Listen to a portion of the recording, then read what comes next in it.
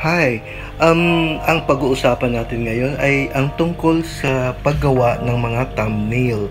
Ito ay napaka-importante sapagkat ito po ang unang nakikita ng mga tao or yung mga potential nyo pong subscribers kapag pumasok kayo sa kanilang mga channels.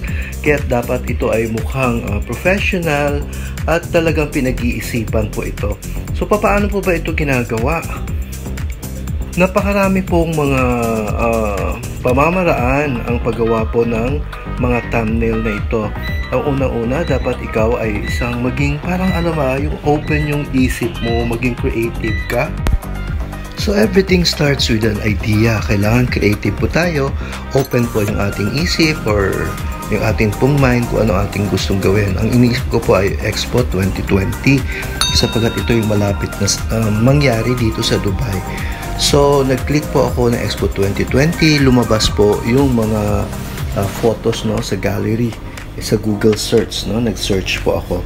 So, ayan ang mga photos na pwede nating i-download, pipili lang tayo kung ano ang gusto nating gamitin. Ang importante, ang ratio ng ating pong photos would be 16:9, Ito makikita natin, kailangang i-edit natin yung photo na ating pong dinownload. So, ayan na, 16:9 na po ang ratio ng photo na iyan. Okay, so may PixArt na po tayo dapat. Na-download na natin ang PixArt na yon. So, ito na. Ayan, una natin makikita yung letter P na yan. You have to download PixArt, talaga importante. So, i-scroll natin. Scroll pababa, pababa, pababa. May makikita po tayong plus sign. Yun yung ating dapat i-click, I-click natin yung plus sign na yon at makikita na natin yung photo na pinili natin. So, magda-download po yan, Downloading. Ayan, antay-antay lang po tayo. Nagda-download po yung photo. Ayan, naka-download na po yung photo na pinili natin para gagamitin nating thumbnail. Ayan. Ayan. Ayan na po siya, So, dyan na natin ilalagay yung ating text. Kung anong text ang gusto nating ilalagay dyan. Ayan. Basta 16:9 po ang ratio nyo. Lagay na po natin yung text na gusto natin. Depende po doon sa content na atin pong gagawin. Yung akin po, kunyari, Expo 2020, yun ang aking nilagay. So, ayan na, naka-type. So, pwede natin i-edit ang text na yan. Pwedeng malaki, maliit. Pwedeng iba-ibang font ang pwede natin makikita. Makikita po natin yan doon sa baba ng PixArt po. Ayan. So, ayan, pinalaki ko. Mas gusto ko. Kasi yan ang branding ko, Yan ang branding ko, malaki. So, you have to save. I-save na po natin yung photo. Ayan. Antay-antay lang po tayo. Ayan na. So, ipoposition na natin. Ipoposition natin kung saan natin gusto ilagay yung text na yun. So, click save.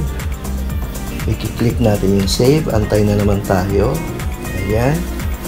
Antay-antay. Ayan na talaga siya. Yan na yung totoong text and thumbnail. So, we have to download natin yung photo, para ma-access natin siya sa ating pong photo, sa ating pong gallery, photo gallery.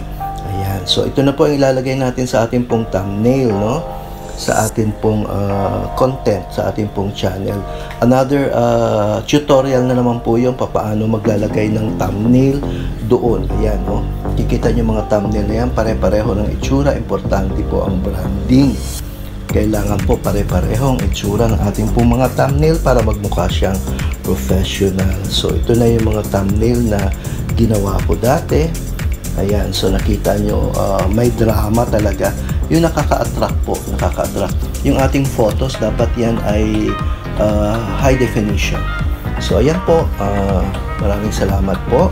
Please subscribe to my channel. At kung nagustuhan nyo po yung aking pong content, please like, subscribe.